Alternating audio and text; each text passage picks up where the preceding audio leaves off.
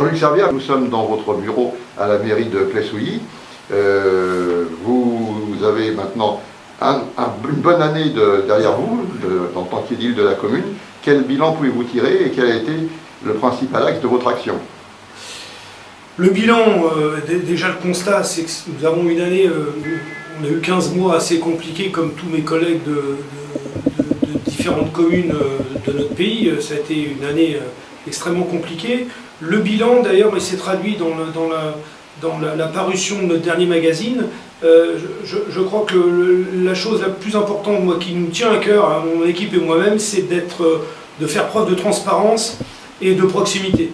Et pour ce faire, on a, malgré les difficultés sanitaires et puis un certain nombre d'incidents comme les inondations que nous avons subies par 2 fois au mois de juin et au mois de juillet dernier, eh bien, on a fait en sorte que cette première année de mandat soit productive et que l'on puisse commencer à montrer à nos habitants que nous sommes en train actuellement de moderniser notre ville et puis de créer un certain nombre de services de proximité et puis je le disais aussi de transparence parce que c'est important d'expliquer aux gens ce que nous faisons, pourquoi nous le faisons, comment nous le faisons et comme je vous le disais tout à l'heure, ne pas hésiter à expliquer à notre population si un tel ou tel projet est légèrement décalé, d'expliquer pourquoi, et notamment, on en a longuement parlé lors du dernier conseil municipal, simplement qu'il nous faut avant tout maintenir une fiscalité parce que les temps sont durs pour nos entreprises et pour nos habitants, et il faut donc être raisonnable, raisonné, travailler avec acharnement, avec ambition, mais toujours avec beaucoup d'humilité. D'accord. Et donc je suppose que pour les mois à venir, c'est le même axe qui va vous guider. Alors, dans les mois à venir, évidemment, nous avons quand même un certain nombre de perspectives intéressantes puisqu'on a des extensions de la zone d'activité commerciale notamment qui nous permettent de faire un certain nombre de recettes et donc nous permettent de mettre en place notamment notre politique jeunesse, mais pas que, un certain nombre de travaux d'investissement et puis aussi, lorsqu'on parlait de transparence, et de proximité, eh bien nous sommes en cours de révision du PLU et là aussi pour cette révision on va faire preuve de transparence et d'échange et inviter les gens à venir nous voir parce qu'il n'y a rien de pire que de laisser faire les choses sans venir donner son avis. Donc on va continuer dans cette démarche.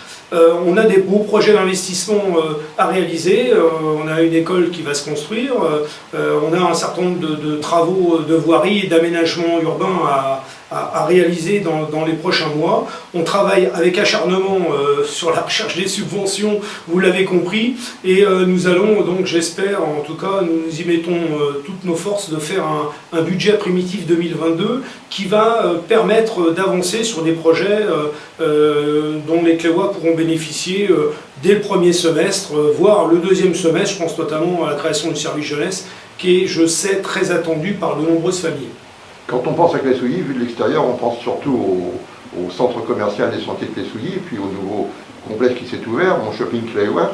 Mais en fait, vous travaillez également au développement du centre-ville, du commerce de proximité. Oui, alors on a une équipe d'élus très, très impliquée dans ce domaine, effectivement pour continuer à développer ce côté de proximité, de lien social, qui n'est pas seulement attendu par les seniors qui évitent ou hésitent à aller dans les grands centres, mais aussi par les familles.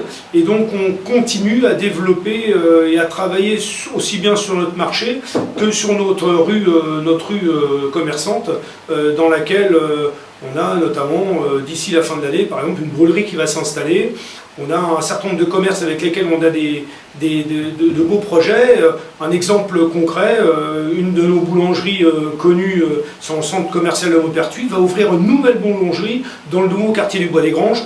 Tout ça, c'est le travail des élus, avec évidemment les commerçants, pour, je dirais, tisser une espèce de toile commerciale de proximité au sein de notre ville. Ce n'est pas simple. On a eu évidemment, malheureusement, certaines fois des revers, il faut voir ça avec beaucoup de modestie, mais on a une vraie énergie, donc effectivement, il n'y a pas que ce beau centre shopping promenade et la zone commerciale de Carrefour, mais il y a aussi un centre-ville qui, je le répète, pour nous est important parce que c'est dans le centre-ville où le week-end ou le soir on rencontre les gens, on échange, on parle, et ça vaut tout l'or du monde.